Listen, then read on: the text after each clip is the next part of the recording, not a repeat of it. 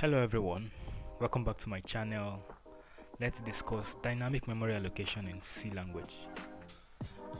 So today we'll be learning about malloc, realloc and free, and also size of to learn how C language actually collects or handles memory in our computer.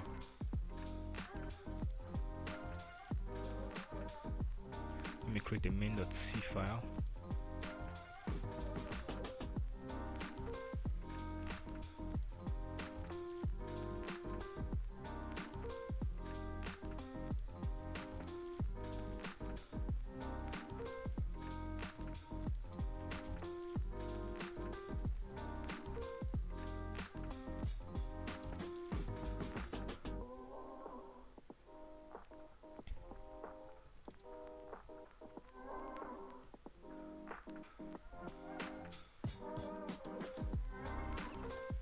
Now our main function.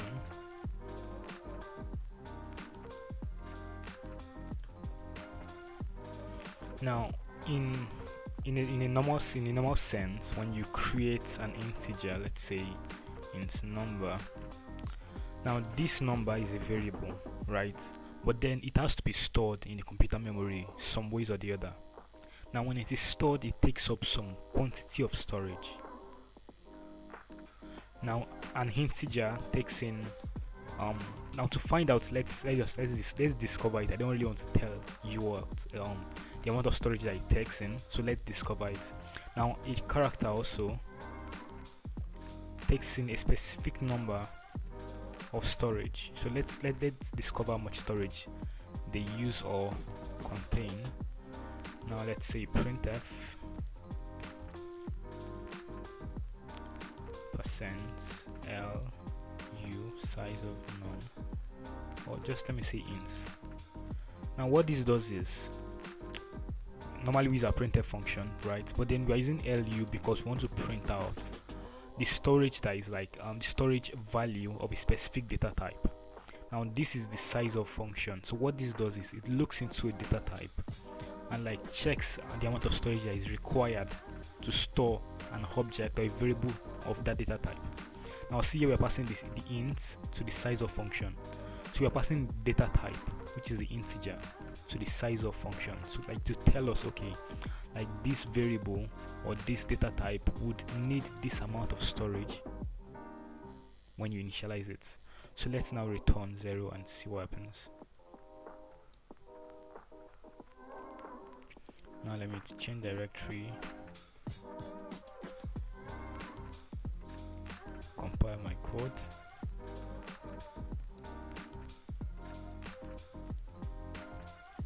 Now /main and see what happens. Now you can see here we have 4, right?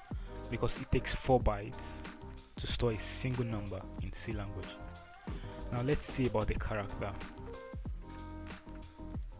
Let me recompile my code, run /. Now you can see it only takes 1 byte to store a single letter in C language.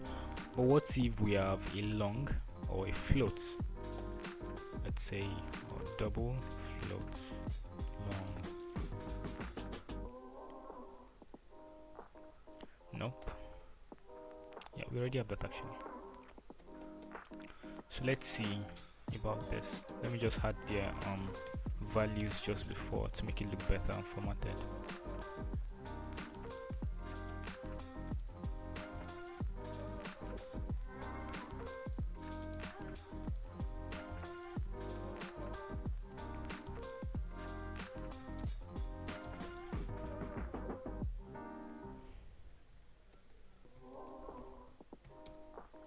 Now let's recompile and see this time.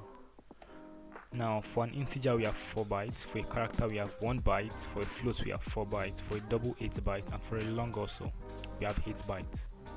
Well, how does this concern us, so to say? We don't really want to care about this stuff, though it's important to a level right now because we are learning how the memory works. But in which scenarios would you use this information? Let's go to that. Now we have the malloc function, right? It's used to request some value or quantity of memory from your computer. Now let's see how that works. So let's say char str.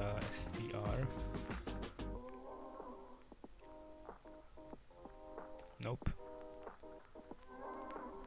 Yeah, so here I'm initializing a string, right? And then let's see how we can work with this. So malloc,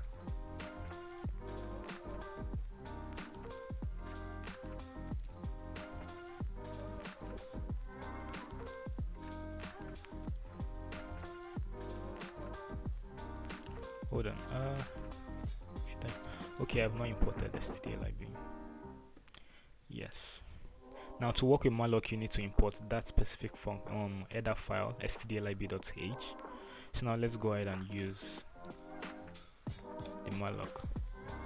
Now this is the same thing as saying that for this variable, right, I want you to store or give to me a specific type, a specific value of storage in my computer. So this malloc, right, this malloc takes in a single value, in this case size of char. Now remember, when we run this size of and pass in the character value, right, in this scenario it's provided 1. So now we are saying 1 times 10. So what we're asking the computer to do right now is, I need you to find me some block of memory in my computer that can store 10 characters, because a single character takes in 1 byte, and I'm saying 1 byte times 10. So I want you to provide for me enough storage to store 10 values, like 10 characters in my computer. Now let's see how we can actually work with that. Now also, while you're working with malloc and realloc or free, in this scenario, always remember to check, because sometimes if you are running a lot of things on your computer, for some reasons or the other, you're running a very big project. When you run malloc and then it fails, you need to confirm that it fails and then see that, okay, you are unable to get that specific value of memory from your computer for some reasons or the other. Now this checks and then returns if it could not allocate the memory. Otherwise, we want to say cpy. Okay, now this strcpy is a function that copies a string, right? Now here we are providing the destination we want to like copy the string to, and then the string to be copied, in this case Hobarton. Now let's say, okay, let's compile and see what happens. Now we have strcpy. Remember, like when you find a function like this, read it from the start. We have line main function main.c line 31. You can see line 31 is where the function is coming from. Let me recompile and see. Nope. So line 31, we have our error coming from this line.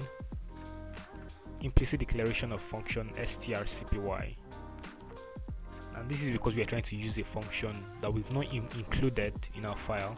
Now the function is existing inside of the string.h header file, but then it's not part of our code, so it's like not recognized by our code currently. So let's include it and now see if we can compile our code properly. Yes, that worked. Now let's run main. Now you see nothing happened, right, because we didn't really print this. So let me print it and see what happens. %s, we compile, and now we have Hobarton printed. Now a lot of things are happening here. Initially I initialized a block of memory, or a variable, in this case at first a variable actually, char str, that's initialized a variable, right, that will store a string. But then inside of this line I said I want malloc to find me a block of memory that can store 10 characters. How I came about that is I said size of char, right? So this will go ahead, check my computer and see how much storage is required to store a single character. Then when that comes back as and is returned, then I multiply it by 10. So whatever it comes back with, if it's 2 bytes, if it's 3 bytes in some different type of computers, but in mine computer it's stored using 1 byte, and as it is in most computers actually. So now it's stored in 1 byte. So now 1 times 10 is 10. So this would look for a block of memory that can store 10 different characters for me. So now here we check if it came back successfully. That means if our computer was able to find a block of continuous memory that can store 10 characters. If it worked fine, then we won't have to do this, but otherwise we'd have to say, okay, we were unable to allocate that amount of memory, and now you need to exit with return code 1. Now strcpy, as I said, is a function that copies a string to a destination. So it takes in two values, two arguments. Destination to copy your string to, and then the string to be copied. Now we have printf that is printing out the string that was stored in the variable str. Now let's see what happens if we try to store more than the values that is required inside of a variable. So strcpy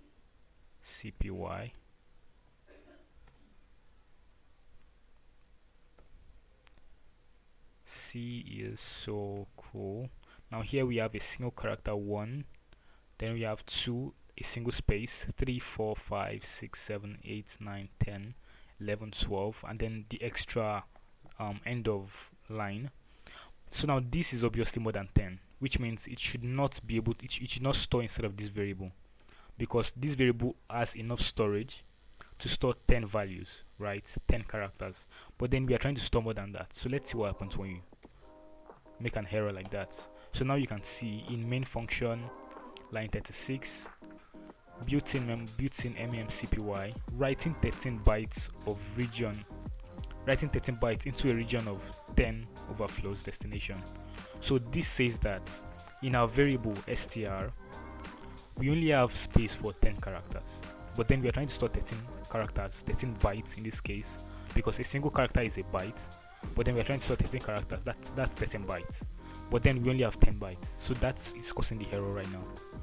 So now let's see how we can actually work. If you want to like add some block of memory to some values that you already have, you already have a variable that already has a block of memory assigned to it, but then you want to increase it, so that's where the variable the function realloc comes in.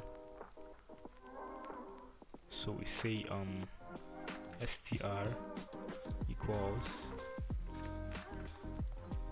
so just before this, actually not here.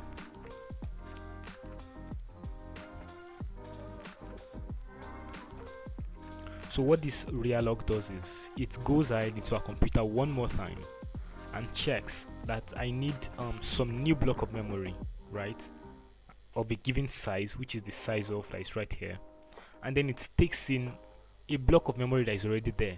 Like we already have str containing 10 bytes, but then we want to add some of it to it, so we provide the str and then we provide the new value that we want it to contain, the new memory that we want it to contain. So realloc goes ahead, takes an existing block of memory and like fetches some new one to add to it, or whatever is happening in the background. It changes the memory that we have in the variable to the new one that you provide. So here we are saying we want to reallocate memory to this variable. We want a new value, like probably you want some lesser value or some more value.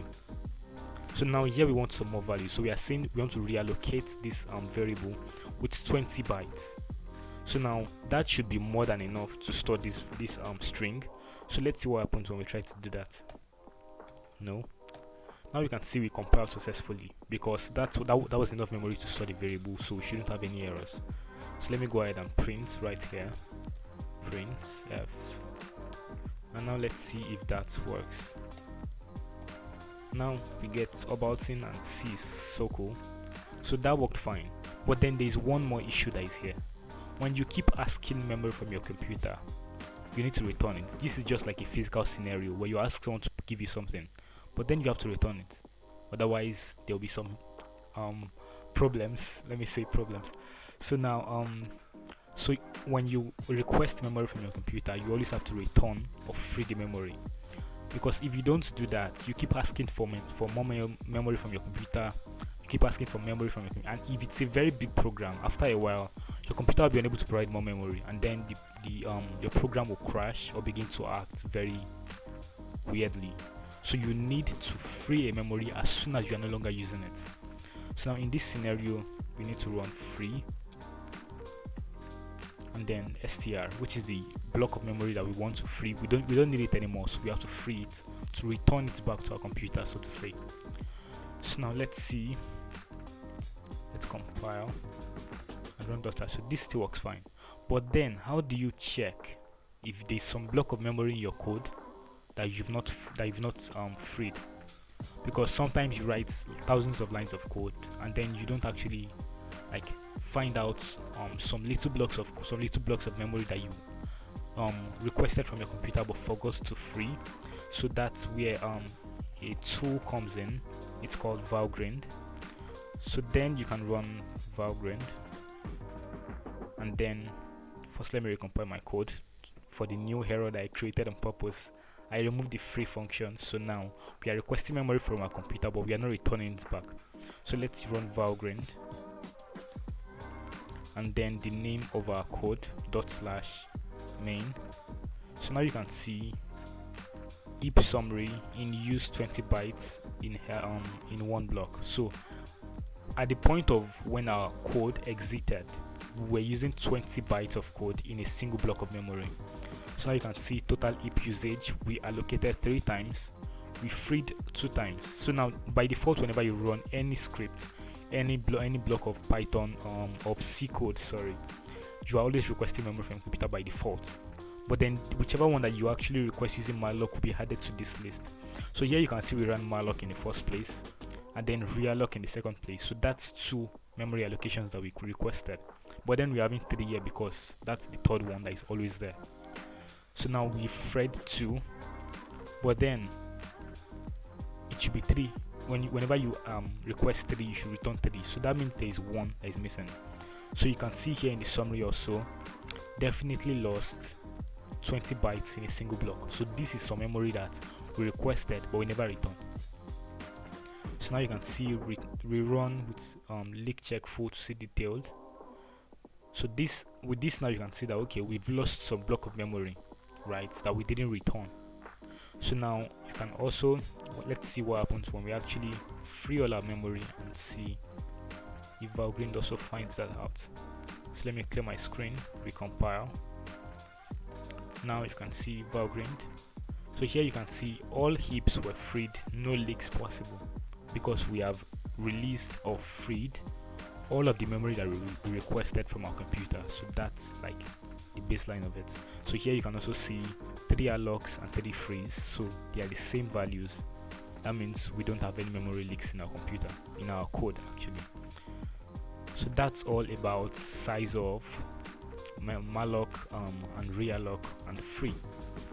So you always have to like free a memory as soon as you are done using it, return it to the computer, so to say. So thanks for watching. Please like my video and subscribe and share also if possible. Thank you for watching again. Goodbye.